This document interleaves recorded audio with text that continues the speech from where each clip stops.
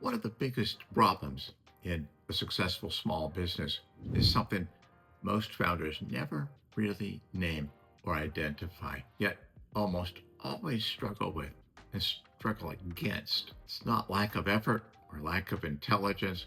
It's not usually a lack of caring or passion. It is a simple yet critical issue that too much of the business lives in the founder's head. That's true if you're a small business. You have a lot of company, but you still have a problem to solve. I'll help you solve it in this video.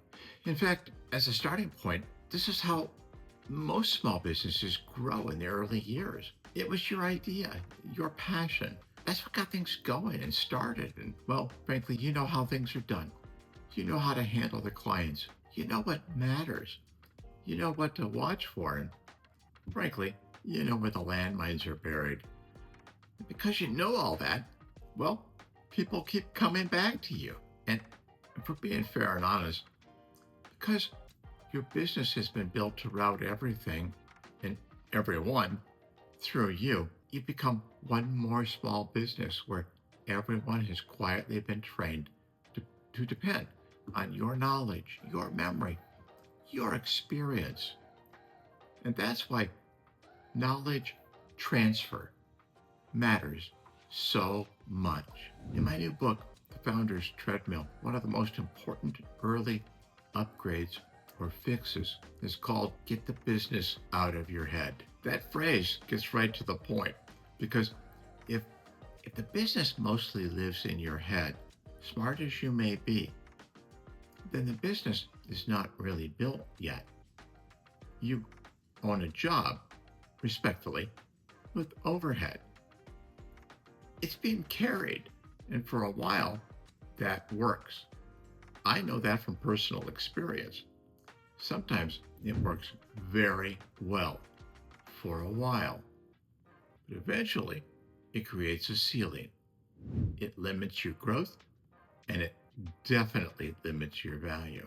You become the bottleneck without even trying. You answer the same questions again and again, day after day. Hey, boss, one quick question. Ever heard that? You solve the same problems.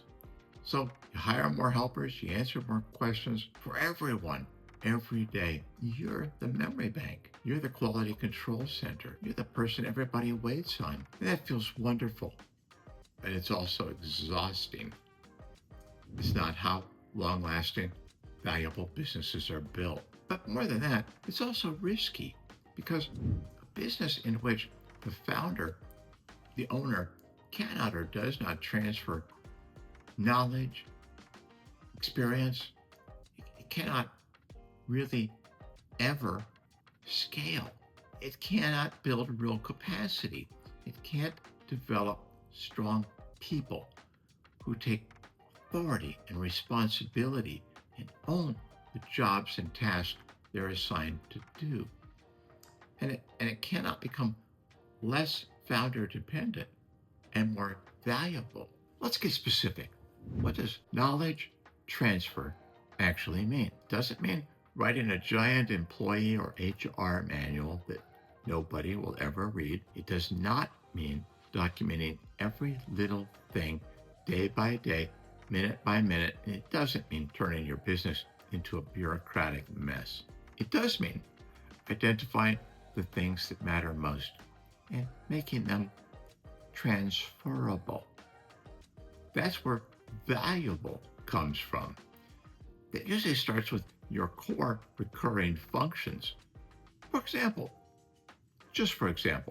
every small business is a little different, but how do you open or start a new client relationship? How do you onboard someone to help the clients? How do they deliver the service? And what services specifically? How do you invoice? How do you follow up? Who follows up? How do you solve the common issues that keep showing up day after day? Those things need to move from your memory to an established, consistent, proven method or process.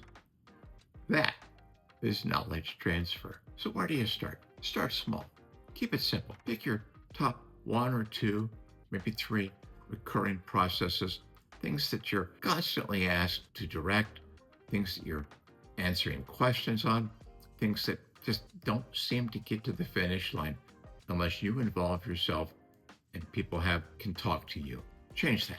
It'll take a little time, but solve such issues once and for all, just one more time. Tell your team in writing things like this. How do we do this every time? What are the critical steps? What does good look like? Who should own the process? And what can be decided without me? But do write it out just once. Turn it turn it into a working playbook, if you will.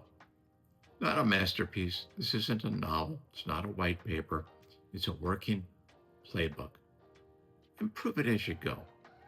You'll know what you miss. You'll know what you could have explained better. But again, each time you do it, it's the last time. That's how real successful small businesses do it. Piece by piece, step by step.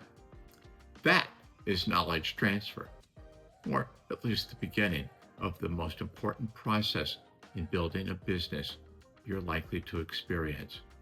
You've got to get the business out of your head. And until you do, you arguably own a job with overhead. Respectfully. Thanks for listening. I'm David Sr., and I'd appreciate it if you'd survive. Yes, I would appreciate it if you'd survive. But I'd really appreciate it if you'd subscribe and help me keep these messages coming to small business owners around the world. We can all learn together, and we can all do better. Be well.